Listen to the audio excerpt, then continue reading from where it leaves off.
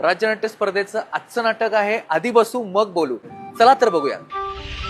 नमस्कार. आधी बसू मग बोलू या नाटकाचे दिग्दर्शक माननीय श्री अजय शिंदे सर आपल्या सोबत आहेत. हे नाटक निवडण्यामागचं नेमकं कारण काय? विद्यासागर अध्यापक लिखित आधी बसू मग बोलू नाटकामध्ये असणारा जो ग्रुप आहे कोल्हापूर मेडिकल असोसिएशन आणि अकॅडमी ऑफ कोल्हापूर पेडियाट्रिक्स असोसिएशनशी रिलेटेड असणारे सगळे डॉक्टर्स आहेत. हे नाटक एक हलकी फुलकी अशी एक कॉमेडी आहे. याला मी अल्कोहोलिक कॉमेडी असं नाव दिलेलं आहे. कुटुंबामध्ये असणारे नवरा बायकोंचे एक मिश्किल असे विनोद असतात, हेवेदावे असतात, काही गुजगोष्टी असतात, उणीवा असतात, दोष असतात.